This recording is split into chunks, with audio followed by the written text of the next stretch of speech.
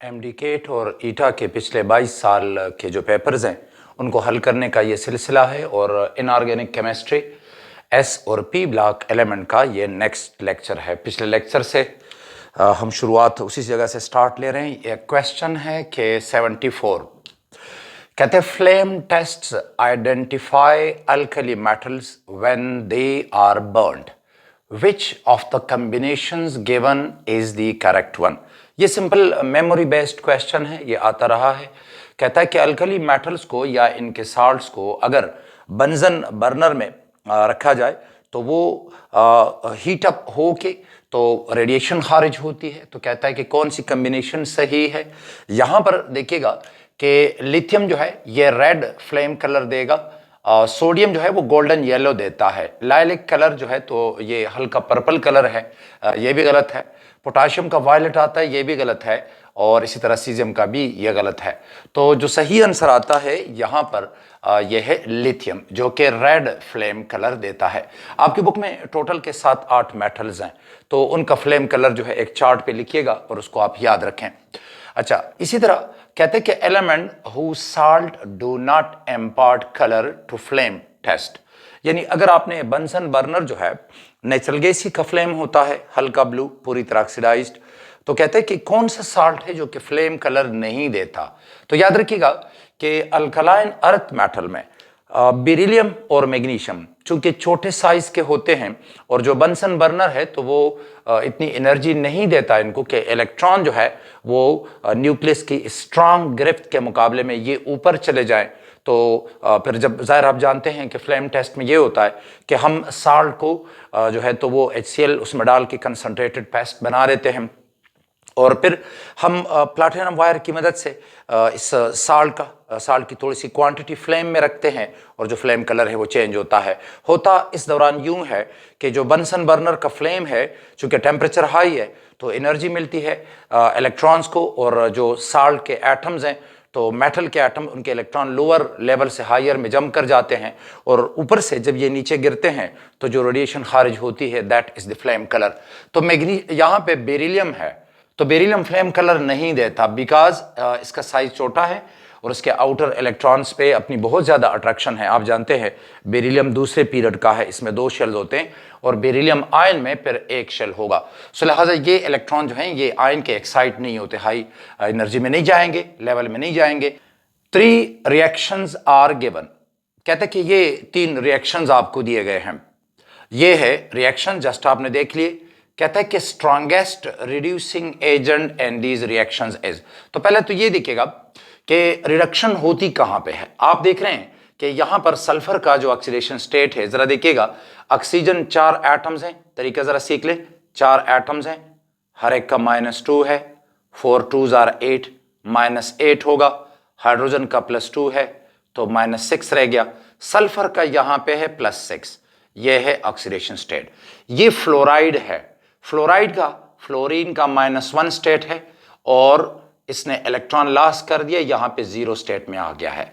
तो कहते कि ये जरा आप ये बताएं कि रिड्यूसिंग एजेंट कौन सा इसमें स्ट्रांग है। यहां पे ब्रोमाइड है, यहां पे आयोडाइड है, तो अगर आप कंपेयर करेंगे तो वो रिड्यूसिंग एजेंट अच्छा रिड्यूसिंग एजेंट है कि जिसका साइज ज्यादा हो, नेगेटिव चार्ज हो उस पर, तो वो इलेक्ट्रॉन इजीली देगा, यानी ये इलेक्ट्रॉन देगा तो इसको इसने रिड्यूस कर दिया, इसने इलेक्ट्रॉन दिया। तो बिगर साइज होना चाहिए, biggest size fluoride, bromide, iodide, तो हमारे पास हाइड्रोजन आयोडाइड है। यानी आपने सिर्फ आयोडाइड को देखना है कि आयोडाइड का बड़ा साइज है तो ये सबसे ज्यादा स्ट्रांग रिड्यूसिंग एजेंट होगा। नेक्स्ट 77 में कहता है कि nitric oxide acts as an, nitric oxide क्या है। देखिए नाइट्रिक ऑक्साइड ये कंपाउंड है NO, ये नाइट्रिक ऑक्साइड है। तो कहते हैं ये ऑक्सीडाइजिंग एजेंट है, रिड्यूसिंग एजेंट है, both is reducing and oxidising agent, neither is oxidising agent ना रिड्यूसिंग एजेंट। देखिए नाइट्रोजन का यहां पे स्टेट देख ले, ऑक्सीजन का -2 है तो नाइट्रोजन का +2 है। हम जानते हैं कि नाइट्रोजन जो है इस वक्त ये +2 स्टेट में है नाइट्रिक ऑक्साइड में, तो ये इलेक्ट्रॉन दे भी सकता है, ये ले भी सकता है। आप अगर रिएक्शन इसके लिखना चाहें, मिसाल के तौर पे जो नाइट्रिक ऑक्साइड है ये आयोडीन सोल्यूशन के साथ, एक्वस सोल्यूशन के साथ रिएक्शन करके बना देता है, लाइक ये रिएक्शन है। तो यहाँ पे मैं लिख लेता हूँ, ये है नाइट्रिक ऑक्साइड और ये है आयोडीन का एक्वस सोल्यूशन, तो ये इसके साथ रिएक्शन कर लेता है और खुद ये बना देता है आयोडाइड, नाइट्रेट और हाइड्रोजन आयंस। तो देखिए ये बना देता है आयोडाइड -1 आ गया, नाइट्रेट और -1 है इस पे भी, और हाइड्रोजन आयन। तो अब जरा देखें नाइट्रोजन का यहां पर ऑक्सीडेशन स्टेट जो है वो है +2 और यहां पर नाइट्रेट में ऑक्सीडेशन स्टेट इसका क्या होगा। देखिए 3 ऑक्सीजन है, 3 2s are 6, -6 हो गया, -1 उधर है तो -5, तो इसका फिर होगा +5 ऑक्सीडेशन स्टेट।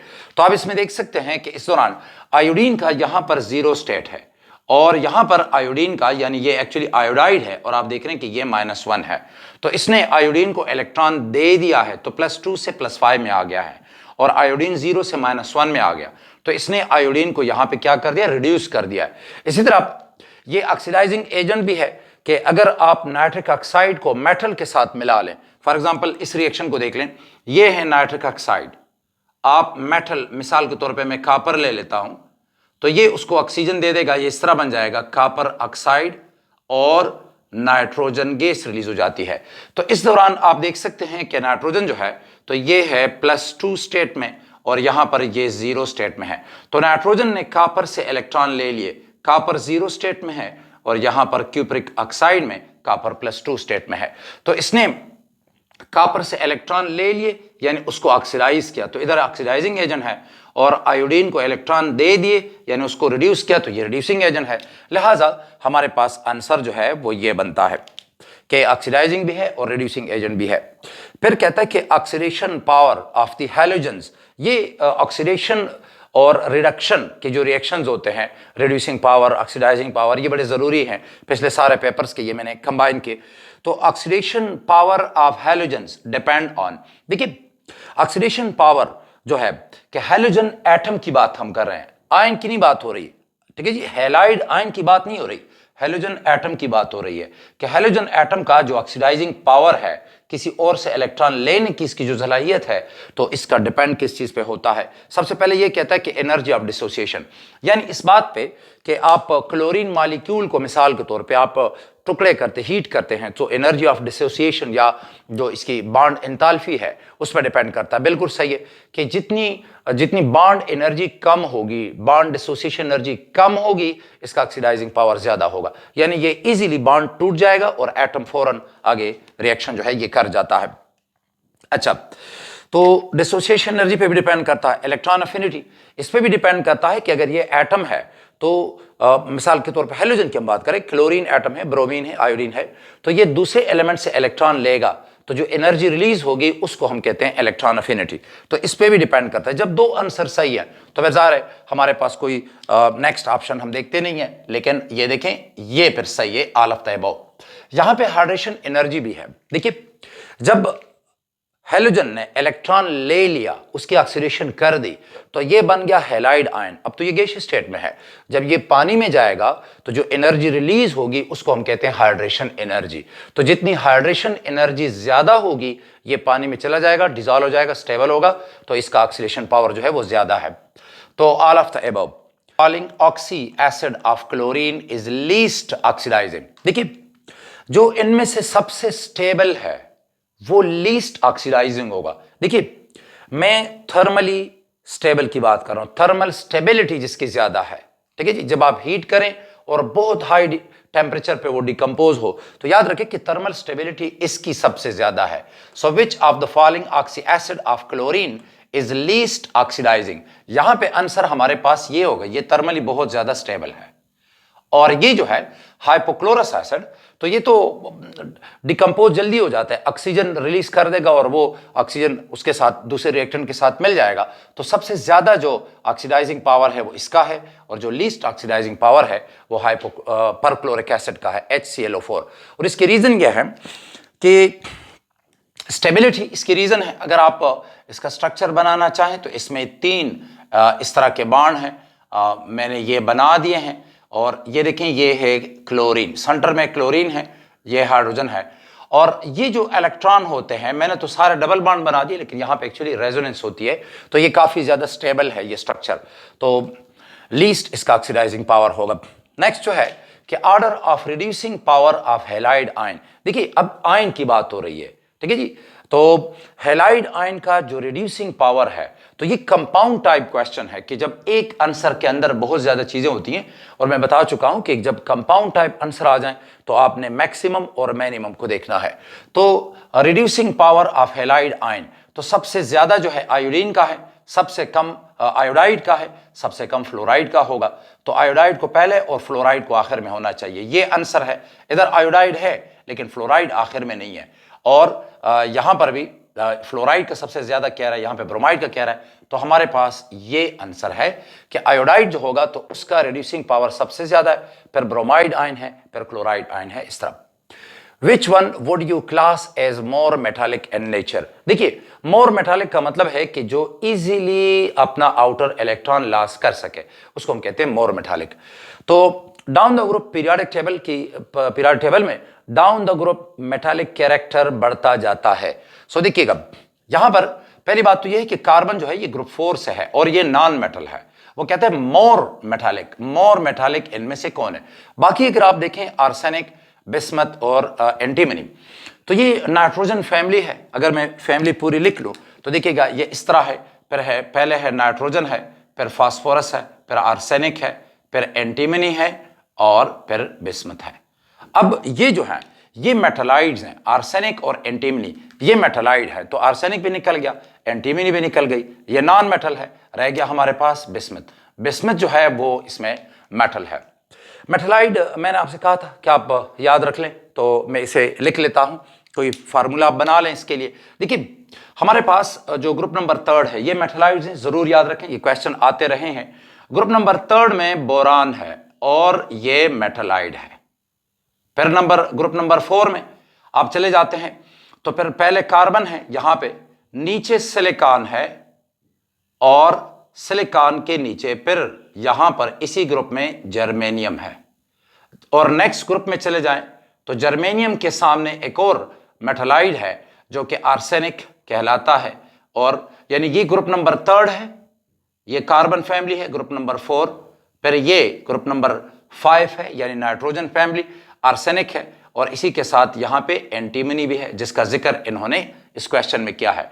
अच्छा, एंटीमनी के सामने फिर टेलोरियम है, टेलोरियम ऑक्सीजन फैमिली में है यानी ये ग्रुप नंबर 6 में है, और टेलोरियम के नीचे यहां पर फिर एस्टाटीन है जो कि ग्रुप नंबर 7 का मेंबर है।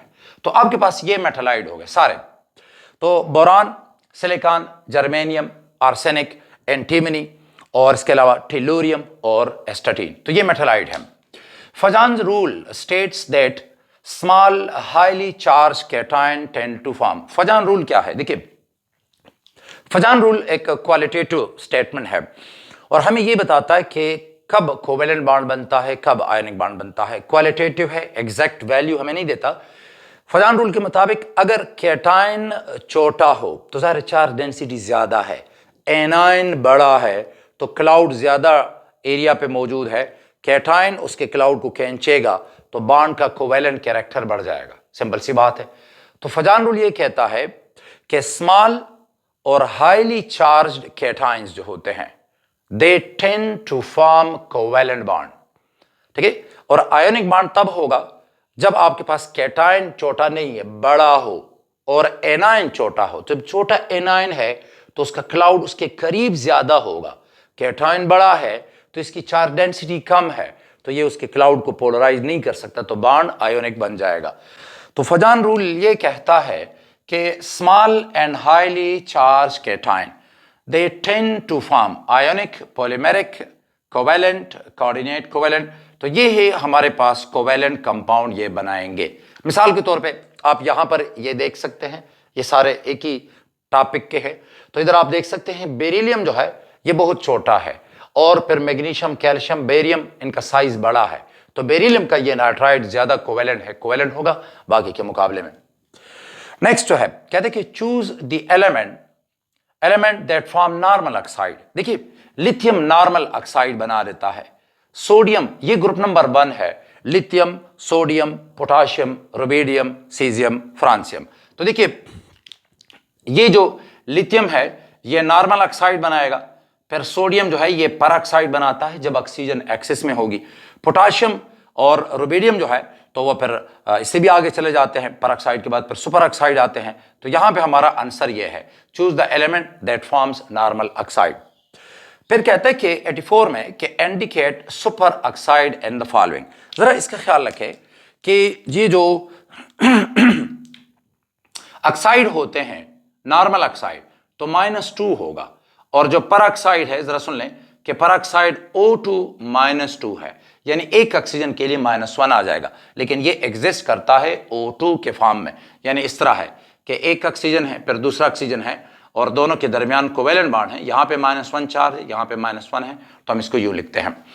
तो ये परऑक्साइड है। और फिर सुपर ऑक्साइड ऐसे होगा कि O2 है लेकिन इस पे -1 चार्ज होता है, ये सुपर ऑक्साइड है।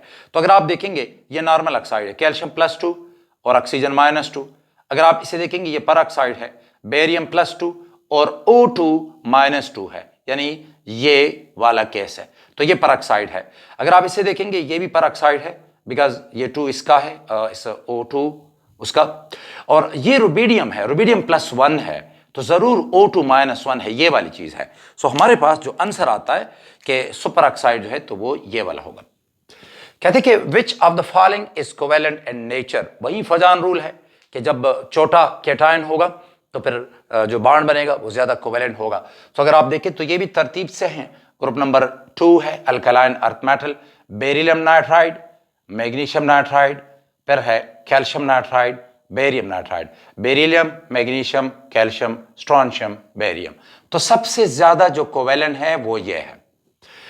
नेक्स्ट 86 कहते हैं कि what is the reason of small atomic radii of sodium ions. देखिए स्मॉल है एटॉमिक रेडियस और सोडियम आयन की बात हो रही है as compare to sodium atom. देखिए सोडियम में होते हैं 3 शेल्स, 3 शेल्स हैं और तीसरे शेल में 1 इलेक्ट्रॉन है।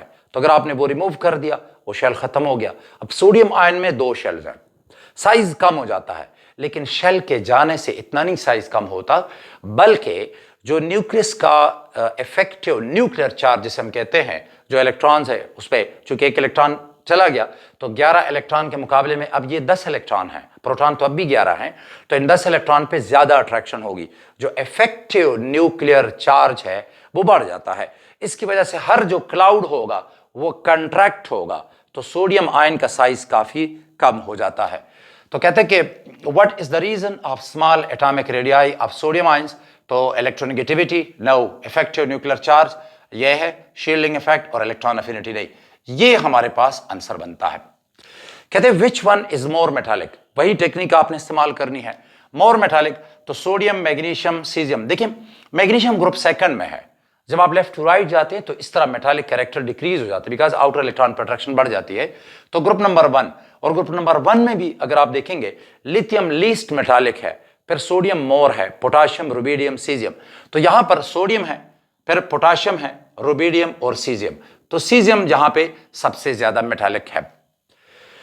अच्छा जी, फिर कहता है कि एक अननोन एलिमेंट है हैविंग इलेक्ट्रॉनिक कॉन्फ़िगरेशन। देखिए इसका कुल ये है कि आपने ये देखना है कि आउटर जो इलेक्ट्रॉन्स हैं, जो आउटर मोस्ट इलेक्ट्रॉन्स हैं, वो किस तरह, मतलब जो सब शेल्स हैं वो कौन कौन से हैं। आप देख सकते हैं 5s2 और 5p2, तो इसका आखिरी शेल जो है ये 5वां है, तो लिहाजा ये 5वें पीरियड में है। फिर आप देखेंगे आखिरी कॉन्फ़िगरेशन है 5p2, इसका मतलब है ये p ब्लॉक का 5वां ग्रुप है। पीरियड टेबल में नहीं कह रहा, p ब्लॉक का बोरान जो है तो p ब्लॉक का पहला ग्रुप है, फिर इसके बाद कार्बन है, फिर नाइट्रोजन है, इस तरह। तो 5p5 ये एक्चुअली p ब्लॉक का 5वां ग्रुप है, यानी ये हैलोजन्स हैं, हैलोजन। तो 5वें पीरियड में जो हैलोजन है वो एक्चुअली आयोडीन है। जरा देखिएगा, तो अगर मैं इनको लिख लेता हूं फॉर एग्जांपल, तो हमारे पास है फ्लोरीन, फिर है क्लोरीन, फिर ब्रोमीन है और फिर आयोडीन है। ये फ्लोरीन जो है ये दूसरा पीरियड है, दूसरा। क्लोरीन तीसरा है, ब्रोमीन चौथा है और पांचवा पीरियड आयोडीन है। और अगर आपको ये भी याद नहीं है तो आसान सी बात है, जरा देखें, पांचवा शेल है और इसमें कितने इलेक्ट्रॉन है? 5, 2 ये इलेक्ट्रॉन, 5 ये, 7 इलेक्ट्रॉन है, तो लिहाजा ये 7वें ग्रुप से है। यहां पर आप आंसर देख रहे हैं, सेकंड ग्रुप, 5th ग्रुप, और ये आपके पास 7 ग्रुप है।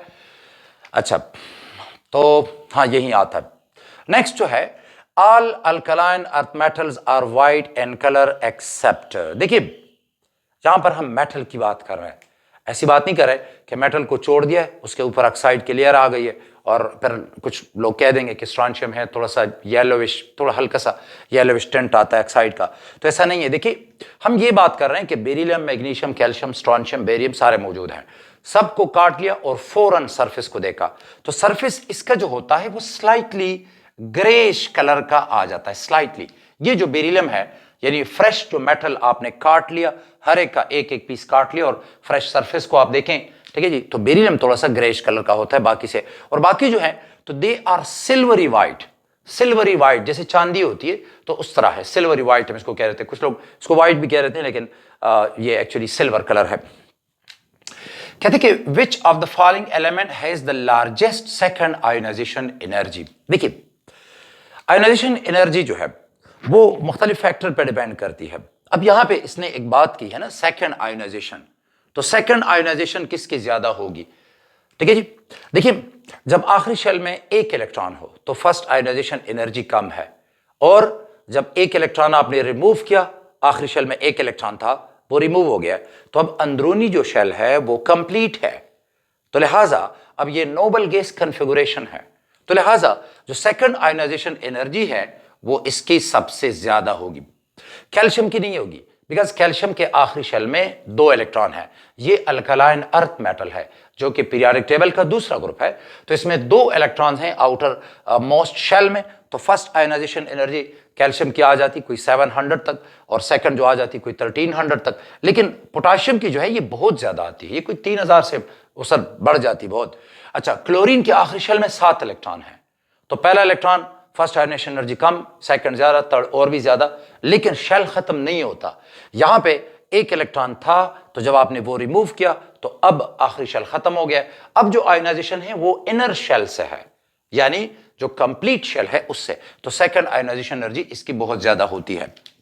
अच्छा, फिर नेक्स्ट कहता है कि विच of the following element has the same oxidation number in all of its compounds. देखिए यहां पर ये बेरिलियम है, बेरिलियम का हमेशा ऑक्सीडेशन नंबर जो होता है या ऑक्सीडेशन स्टेट वो +2 ही आता है। यहां पर क्लोरीन के तो मुख्तलिफ होते हैं, आप जानते हैं, HCl में इसका -1 है और हाइपोक्लोरस एसिड में फिर +1 है, इस तरह नाइट्रोजन का देख लें तो एमोनिया में ये -3 है, और इस तरह नाइट्रिक ऑक्साइड में आप देख लेंगे तो फिर +2 बन जाता है। इसी तरह ब्रोमीन भी है, तो यहां पे ये आंसर हमारे पास बेरिलियम है।